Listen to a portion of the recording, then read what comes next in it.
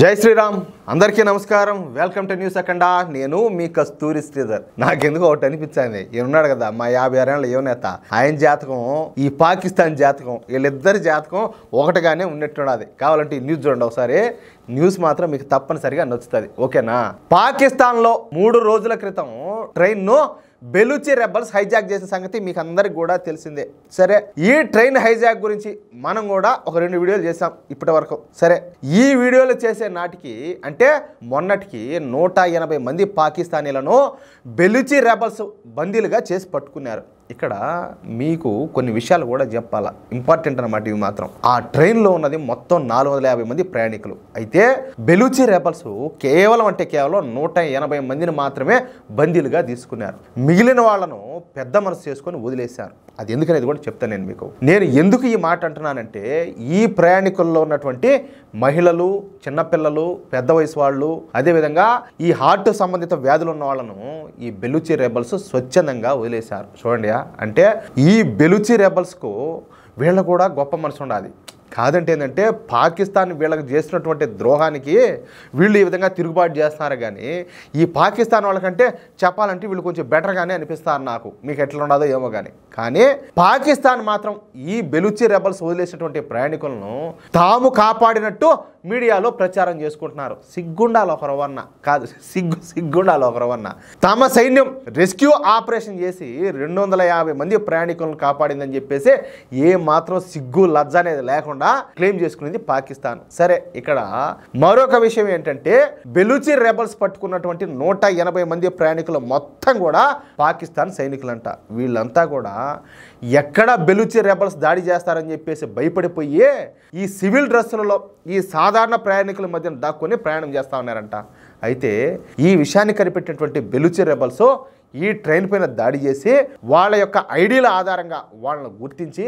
బందీలుగా పట్టుకున్నారు సరే నిన్న పాకిస్తాన్ నుంచి ఇంకొక న్యూస్ విడుదలైంది అదేంటంటే రెస్క్యూ ఆపరేషన్ చేసి బందీలందరినీ కూడా విడిపించినామని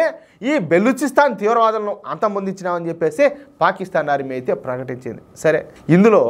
నిజమైతే లేదనుకోండి అది వేరే విషయం కానీ నిన్న పాకిస్తాన్ విదేశాంగ ప్రతినిధి మాట్లాడుతా తమ పొరుగున ఉన్నటువంటి భారతదేశం మా దేశంలో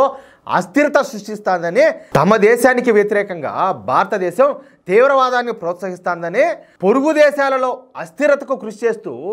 భారతదేశం ప్రపంచవ్యాప్తంగా హత్యాకాండాలకు పాల్పడుతుందని చెప్పేసి పాకిస్తాన్ విదేశాంగ శాఖ కార్యదర్శి షఫ్కత్ అలీ ఖాన్ తీవ్ర వ్యాఖ్యలు చేసినాడు భారతదేశం అంట తీవ్రవాదాన్ని ప్రోత్సహిస్తుందంట సిగ్గుండాలి ఒకరవన్న చెప్పేదానికి ఈ మాట అయితే ఇందుకు కౌంటర్గా పాకిస్తాన్ పైన మన భారత్ స్పందిస్తా అసలు పాముల పెరడు అంటే పాముల పుట్ట ఏ దేశంలో ఉండదో మాకు తెలుసు అసలు పాకిస్తాన్ చేస్తున్నటువంటి ఆరోపణలకు ఏమైనా అసలు ఆధారాలు అనేటివి ఉన్నాయా ఖచ్చితంగా ఉండవు ఎందుకంటే అది నిజం కాదు కాబట్టి అసలు ఉగ్రవాదులకు చిరునామా ఏమిటి అని చెప్పేసి చిన్న పిల్లోడిని అడిగినా కూడా పాకిస్తాన్ అనే సమాధానం చెప్తాడు ఉగ్రవాదానికి తీవ్రవాదానికి కేంద్రం ఏ దేశమో ఈ ప్రపంచం మొత్తానికి కూడా తెలుసు అసలు మీ అంతర్గత సమస్యలే పరిష్కరించుకోలేని మీరు మమ్మల్ని విమర్శిస్తారా అసలు ఆ అర్హతే మీకు లేదు పాకిస్తాన్ 3 ముక్కలు కాబోతుందని చెప్పేసి మీ పాకిస్తాన్ నాయకులే అంటున్నారు ముందు ఆ సంగతి ఏందో చూసుకోండి మీదేదో ముందు మీరు కడుక్కోండి అంట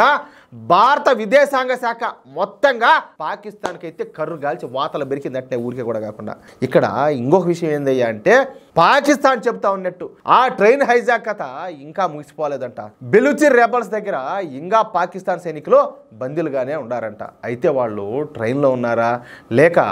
ట్రైన్ బయట ఎక్కడైనా దాచిపెట్టారా అన్న విషయం ఇంకా తెలియడంలే అది విషయం అయితే అంటే ఈ పాకిస్తాన్ వాళ్ళు ఏం చేస్తారంటే పాకిస్తాన్ ఆర్మీ పాకిస్తాన్ పోలీసుల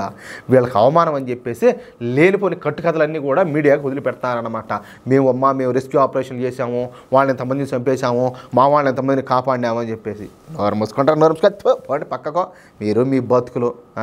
ఇంకా అయిపోలా దీపావళి ప్రతిరోజు కూడా పాకిస్తాన్లో దీపావళి అనేది జరుగుతూనే ఉంటుంది మనం చూస్తూనే ఉంటాం లేకపోతే భారతదేశాన్ని నాశనం చేయాలనుకుంటారా మిత్రులారా ఈ న్యూస్ కనుక మీకు నచ్చినట్లయితే ఖచ్చితంగా ఈ న్యూస్ నలుగురికి షేర్ చేయండి అదేవిధంగా ప్రతి ఒక్కరు కూడా మీ యొక్క అమూల్యమైన అభిప్రాయాలను ఖచ్చితంగా కామెంట్ చేయండి అలాగే మన శత్రు దేశమైనటువంటి పాకిస్తాన్ మీలో ఎంతమంది అయితే వ్యతిరేకిస్తున్నారో భారతదేశాన్ని ఎంతమంది అయితే ప్రేమిస్తున్నారో ప్రతి ఒక్కరు కూడా మా ఛానల్ సబ్స్క్రైబ్ చేసుకోండి, సపోర్ట్ చేయండి. ఎందుకంటే ఈ దేశాన్ని ప్రేమించేవాళ్ళు, అభిమానించేవాళ్ళు, జాతివాదులందరూ ఎవరైతే ఉన్నారో మీ అందరి సపోర్ట్ మాకు చాలా చాలా చాలా అవసరం. ప్లీజ్ సపోర్ట్ చేయండి. జై శ్రీరామ్.